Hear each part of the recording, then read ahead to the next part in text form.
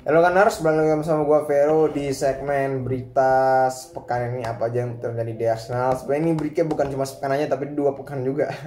Soalnya kemarin gue nggak sempat buat video karena ada project di yang lain lah, project pribadi yang lain yang buat gue full-fullan selama hampir 5 hari lah ya, dari Senin sampai Jumat itu benar-benar full dari pagi sampai jam 12 malam itu depan komputer mulu, anjir dah.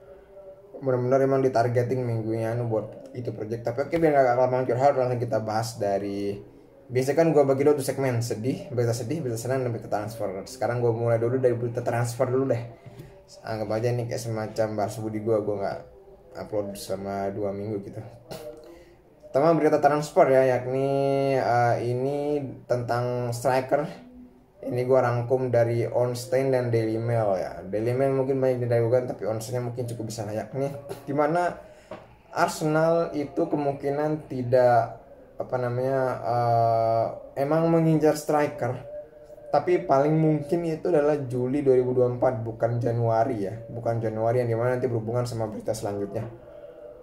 Kenapa tidak diambil di bulan Januari? Pertama, itu yang jelas karena FFP. Arsenal pertama kalinya spend 200 juta pounds dalam 20 tahun terakhir mungkin. Benar-benar 20 tahun terakhir, sebuah berkah yang coba dimiliki Mikel Arteta ya di Arsenal sebagai petinggi Arsenal ya. Sebelum-sebelumnya nggak pernah di atas 200 juta pounds atau di atas 200 juta euro gitu. Itu yang pertama. Yang kedua, itu karena opsi yang ada di pasar juga sebenarnya tidak semenarik itu kalau misalkan kita ngomongin di Januari ya. Siapa sih paling opsi yang cukup mungkin cuman Mbappe sama Osimhen mungkin ya, mungkin Mbappe kurang setengah tahun dan Osimhen kurang 1,5 tahun kalau misalkan di Januari nanti. Dan masalahnya keduanya itu kalau misalkan rekrut Mbappe mungkin PSG bakal minta tidak mahalnya Mbappe itu bukan berarti 30-50 itu 100 men. Ya oke lah 100. Begitu juga mungkin Osimhen bakal diminta 100. Nah sehingga kemungkinan Arsenal nggak mungkin ngincer dua pemain tersebut, dan nggak pernah ada rumor juga, sehingga kemungkinan dia ngincernya model-model ya Ivan Toney mungkin paling dekat, sama yang paling bawah ini mungkin Benjamin Sesko ya. Oke, sedikit soal Ivan Toney mungkin gue udah diam sebelumnya, tapi soal Sesko ini gue kan ngefans juga di Leipzig ya.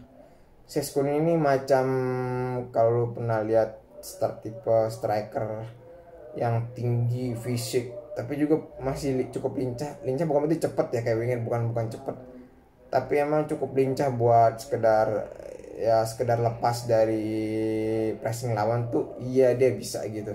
Itu Sesko, cuma umurnya yang 20 tahun tuh gue pertanyakan sih kenapa Arsenal agak dihubungkan sama dia ya. Mungkin Ivan Toney masih lebih make sense sih, tapi harganya 60 juta euro, sedangkan dari rumah paling baru tuh Sesko cuma harganya 40 juta euro kalau misalkan Arsenal mau ngambil, padahal dia baru datang kalian bisa musim lalu ya. Tapi emang belum jadi starter di Leipzig, jadinya dianggap bukan project masa depannya Leipzig juga lah. Kemudian ada Rambo yang diincar Newcastle ini dari Talksport, salah satu media di Italia di Jerman apa di Spanyol gue lupa ya, karena ada Eddie Howe di sana, kan mantan manajernya sewaktu di Bournemouth atau tepat di Sheffield itu gue lupa juga.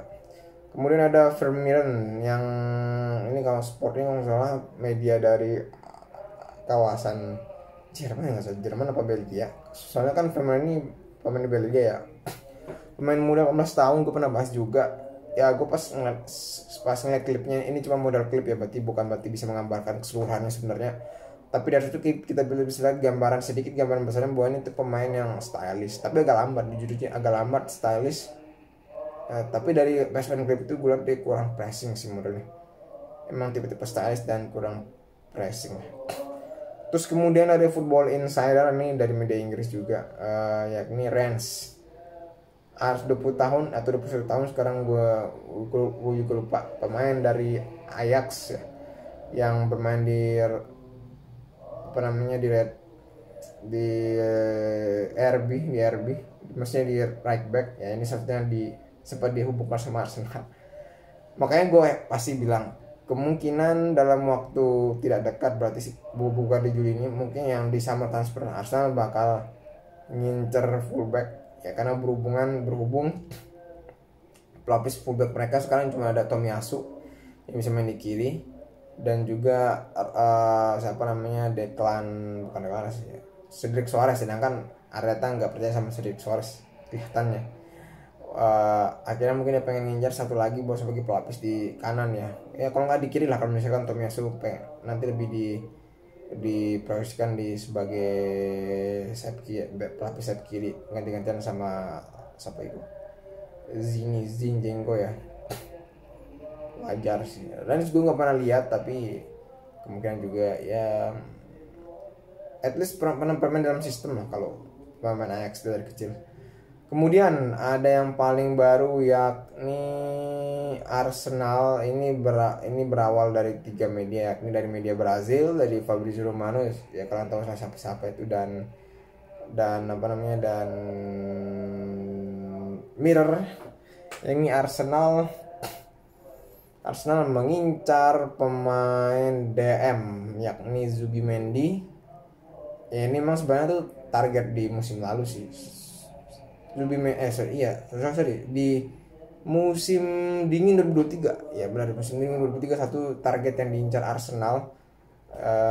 Ketika itu emang Arsenal pengen ngincer DM, memang satu DM yang diincar yang itu sebenarnya itu adalah si Caicedo. Cuma Caicedo Arsenal Chelsea minta 70 juta pound, sudah gila emang.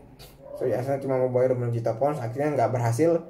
Sedangkan kalaupun mereka beli Rice itu mereka belinya di summer, dan emang Rice itu terpisah dari proyek DM yang pengen, maksudnya itu Rice itu walaupun DM ya, sebenarnya Arsenal tetap bakal beli DM juga, walaupun Rice bakal didatangin di summer. Arsenal tetap pengen dibutuh DM di Januari. Akhirnya jatuhnya ke Jorginho yang opsi yang paling murah dan cepat, dan nggak bisa beli opsi lain. Nah, opsi lain yang nggak bisa dibeli itu salah satu Caicedo adalah Zubimendi ketika itu, karena dia pengennya itu sebenarnya kalaupun mau pindah itu di bulan Juli, bukan di bulan Januari. Kembali lagi ditarik, dan ya sama lagi statementnya sih, bukan statement lah, mungkin semacam rumor bahwa ya di Zubimendi sebenarnya lagi pengen ya happy aja kalau misalkan dia tetap di Real Sociedad, nggak pergi ke Arsenal. Dan dia rilis kaosnya itu 60 juta euro ya, bukan 60 juta pound atau sekitar 70 juta euro. Arsenal kemungkinan bisa bayar di 45 atau 50 plus add-on tertentu biar bisa dapetin dia gitu. Ya nggak terlalu mahal. Kemudian yang paling santer hot emang tuh Douglas Luiz ya. Zubimendi itu opsi kedua, opsi pertama itu Douglas Luiz. Itu Douglas Luiz memang tipenya tuh lebih ke DM atau div atau gelandang bertahan yang bisa dibilang yang cukup konvensional ya, dalam artian cuma nunggu di belakang, geprek ya, dalam artian main fisik, bertahan, udah gitu aja dah. Mirip-mirip kayak Declan Rice sewaktu yang agak dulu lah, yang cuma bertahan, terus nanti soal ngasih progresif passing atau passing ke depan itu kurang gitu. Tapi semakin kesini gue lihat, gue emang jarang nonton Aston Villa, tapi gue lihat makin kesini dia makin oke sih si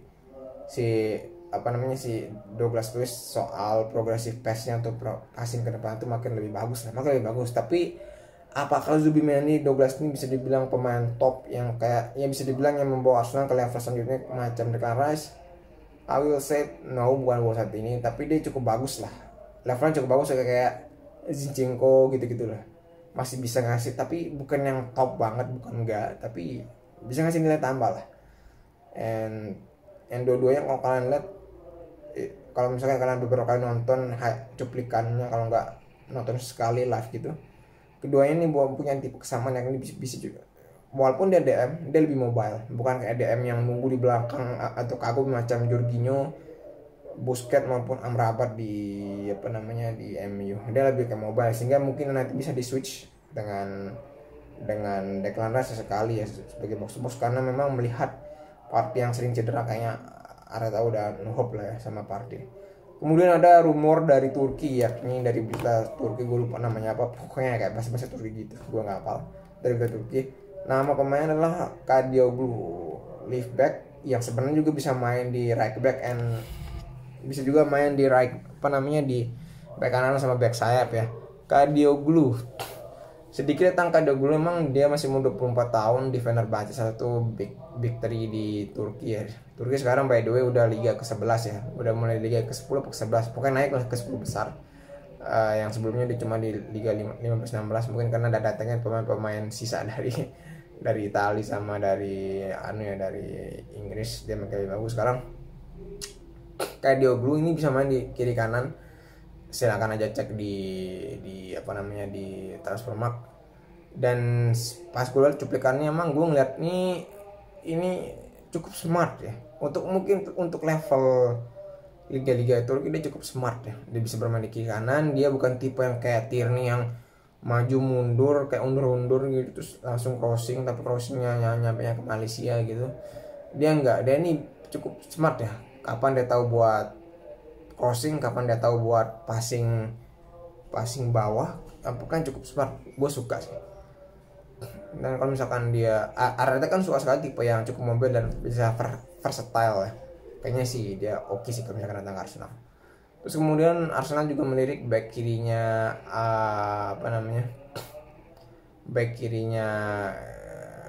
Guitires, dan back kirinya Girona yang lagi bagus sekarang di Spanyol, salah satu dari klub yang bermain bagus kayak Brighton itu backnya itu Miguel Guedes. Gue belum lihat cuplikan skill-skillnya, tapi kalau misalkan udah ada rumor seperti back seperti ini kemungkinan ada semacam gosip lah, bisa dibilang gosip di internal Arsenal sendiri yang mengatakan bahwa Arsenal kemungkinan bakal mendepak Tierney dan mendatangkan back kiri, sehingga nanti Tomiyasu sebagai pelapis bek kanan aja. Mungkin ini buat musim panas sih, bukan buat musim dingin. Oke, itu punya transfer. Dan kalau kalian suka dengan berita-berita Arsenal dari gue, sebenarnya opini lah soal apa sih yang terjadi Arsenal sepekan mulai dari gue dan lain, silahkan subscribe ya. Kita lanjut ke berita senang. Sorry untuk senang nggak ada. Akhirnya kita pergi ke berita yang cukup menyedihkan ya, ini yang buat kita mele-mele gitu ya. Mele kopo sih, bukan berawal dari tangis-tangis gitu ya. Yang ini artinya Partey cedera. Walaupun mungkin berita yang paling fix itu adalah dia sampai akhir November ini ya. Itu juga berdasarkan dari prediksi di Google. Tapi ada rumor bahwa Partey kemungkinan akan cedera sampai 2024, dan kemungkinan dia nggak ikut AFCON juga di 2024 nanti, Piala Afrika maksudnya. Sehingga ya mau nggak mau dia ya seperti itu. Tidak akan Partey cedera. I love Partey di 3 musim sebelumnya, tapi sayangnya di musim keempatnya ini dia kan salah satu pemain yang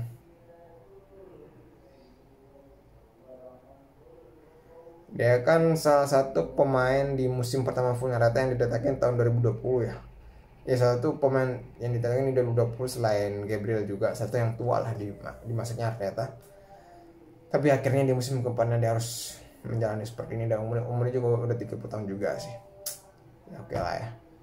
Kemudian ada ISR yang cedera berminggu-minggu. Aduh, ini juga salah satu pasien BPJS selain Gapsus sama Partey. Oke lah ya. Terus kemudian komentar ya Palor, salah satu mantan pemain Arsenal era-era awal 2000-an, berarti sebelumnya ya, era Invisible lah, soal NKT yang bukan merupakan jawaban Arsenal. Yes, gue setuju. NKT ini we don't hate it, cuman emang karena kualitasnya seperti itu, dan beberapa kali memang berkontribusi, cuma emang Omar Arteta sendiri seringkali memasukkan dia sebagai starter padahal yang lain ada yang lebih layak daripada dia. Itu yang buat orang memanggilnya Lord sebenarnya, bukan karena kepribadiannya. Dia sih orangnya tuh sopan, baik, patuh, cuma emang karena keputusan pelatih yang seringkali terkesan mengemaskannya, makanya dia dipanggilnya Lord gitu. Ya kemudian terakhir statement Arsenal soal mendukung pernyataan Arteta yang tidak setuju atau tidak mengkritik PGMOL setelah laga Newcastle didukung penuh sama Arsenal. Dan ini menurut gue, jika satu klub gede di Inggris turun tangan seperti ini ngasih statement, berarti kemungkinan PGMOL atau Persatuan Wasit itu perlu gue katakan merevisi kembali apa yang mereka sudah capai sejauh ini ya. Oke. Keputusan untuk memberikan wasit lebih banyak kebebasan untuk mengambil itu ada pro kontra, dan itu bisa diminimalisir dengan edukasi atau pelatihan. Oke, itu aja dari gua, see you.